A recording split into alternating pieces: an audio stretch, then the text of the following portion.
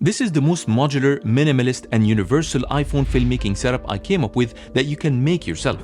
I've been testing and shooting with the iPhone for the past month, and I struggled to find any compatible and available rigs to give me what I need as a filmmaker. So I had to come up with my own solutions as I waited for brands to design their new iPhone 15 compatible rigs. And that's when I came up with a better portable setup that doesn't require me to commit to buying any of those new branded iPhone rigs and be forced to adopt their expensive proprietary accessories and filters. The best thing about this DIY solution is that it has the three most important things you need as a filmmaker, and that's a high-speed SSD to record the highest ProRes quality, a threaded lens filter adapter, mainly for your existing ND filters, and finally, a couple of mounting points so you can rig it for more advanced camera movements. I'll show you how this setup can expand and contract based on your needs, and I'll tell you why each part of this setup is important to you as a filmmaker. Let's check it out.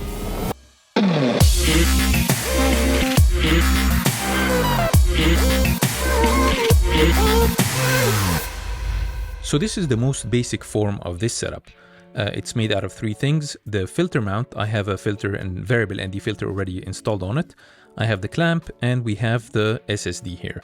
Let's break it down one by one. So the first part is the filter mount. I already have a variable ND. You can see that the filter mount is here. Just a quick sidebar on why it's important to have a filter adapter to mount a variable ND.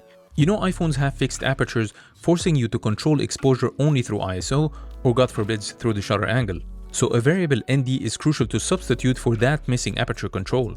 Needless to say that this only works in sunny outdoors. At night, you'd be controlling your exposure with ISO, of course. I was looking for any universal 82mm filter adapter that can easily work with any phone case. And I needed to be 82mm to fit all my existing circular filters, which I assume you're also going for the smart choice and buying all 82mm filters that can adapt to all your lenses. I actually took inspiration of this design from SmallRig, but theirs only offers a magnetic filter mount to work exclusively with their proprietary filters. While this is an awesome design and for sure looks much better and more compact than what I have here, but you can't use your existing filters on it. And that's the same problem with all major brands like Freewell or Polar Pro. They're all offering awesome and creative solutions that look awesome, but they only work with their filters. It was frustrating I couldn't find any simple solution that can work with my existing iPhone case and filters, and that's why I had to come up with this one. The variable NDs I have and recommend, the first one is the modular ND filter system from Freewell. The one installed here is the 2 to 5 stops, but the kit also comes with another 6 to 9 stops. These are kind of a modular design that they have. This is for like $300, but of course you can use whichever variable ND that you have. The other one I like is the one from K&F Concept, which I find a bit more practical because it has this knob sticking out that makes it easier to control your ND strength just with one finger. As for the mounting point, this clamp is a bit different than the standard ones you find in the market. The main difference between them is that the standard ones have a short grip and this one has a longer grip. The good thing about this is that because I have so many things stacked on top of each other, like starting from of course we have the phone, and I'll explain to you the filter mount and the SSD. Once you put everything together, it's not going to fit in this very short distance that we have here. So that's why you need one of those longer ones. These are designed for battery packs. I'm just going to leave the links in the description in any case. Now about the SSD. So I already said that Crucial is pretty much the highest value for money I could find. It's pretty small, it's very fast. This is the X10, and you can use it as well for editing. Another sidebar about the SSD and storage media in general. I saw many YouTubers recommending this Samsung flash drive and also using their existing SD cards with this small thumb reader. While this could be another way more compact solution, the relative slow write speeds they have limits you to only recording in H.265. If you try shooting in ProRes 422 at 60p for example, it will drop frames and will stop recording after almost 15 seconds. SSDs and CF Express cards are the only two external media solutions fast enough to give you the freedom to record in any format at any frame rate. And yes, there are many good reasons why it's better to shoot in 422 over H.265. It all depends on what you're shooting and what is it for in the end. I'll be covering all this more in details in another episode anyway, so stay tuned. Let's go back to rigging. If I break it apart, this is made out of three parts. You have the first part, which is the 180-degree adapter. That takes the USB-C from here and puts it in a 180-degree way to point that way. And I have this part, which is the connector, the small connector that connects that adapter to the SSD, and of course the SSD itself. And this is everything broken down. So you have the first part, which is the filter mount. This is a MagSafe, so you can just stick it there. It magnetically attaches, of course. As for the connection for the SSD, these are made of two parts. You connect those like that, and then you get You get this one to the SSD. Now you have this contraption, and then of course I have a Velcro part here and I have another Velcro part here, and you can just slide it and then it sticks on its own.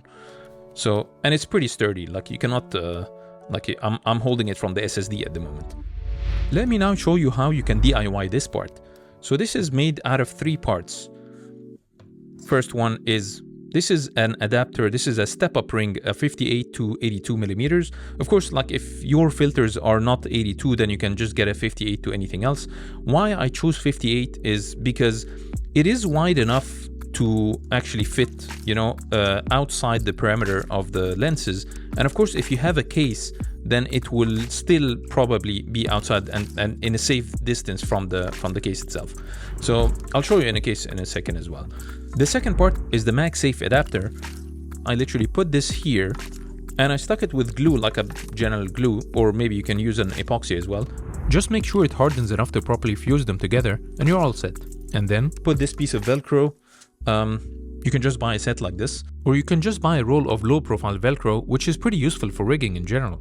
So with that in place, you can just stick it here and that's it. Now I have a cover on. So this is a MagSafe compatible cover, of course. And again, like I take my DIY filter mount and you can see that it still fits within, even though this has like very, very thick borders, but it still fits within the perimeter of the lenses. So this setup is good, of course, for outdoors if you're gonna add an ND or any filter, but what if you don't need any filter at all and you just wanna keep it very compact? Let me show you. All you need is a MagSafe wallet. I found this perfect one. It's the only one that has this hole and it's a little bit elastic. This way it can expand to fit the thickness of the SSD. Then you connect the male-to-male connector, slide it in, and that's why you need a wallet with an opening at the bottom to let the USB-C adapter come out from here. Let it snap into place. Then of course add the 180-degree adapter. So once you connect everything, this is how it's gonna look like. It's pretty safe. It kind of protects it as well from the weather and maybe from falls as well. And that's pretty much it. So as for the last setup, if you don't want a filter as well and you just need an extra battery and the SSD, all you have to do is, I just bought this extra battery. This is from Anker. And what I did is that I bought those separate, you know, these are like stickers that will enable anything that is not MagSafe to become MagSafe. And I just stuck them here. So this way, when I detach the wallet with the SSD in it, I can just let it snap onto the battery. And then I'll take the battery and the SSD and I'll just stick them there. And that's how, of course, it's gonna be much thicker than before. And that's why I'm not using the tiny adapter and use this short flat cable instead to attach here and then attach this to the SSD. And that will be it. This way you'll be charging the phone and as well using the SSD externally. There's still so much I want to share with you about the iPhone camera performance, so stay tuned for the full review. Hope you liked this episode. Thanks again for watching, and I'll see you next time.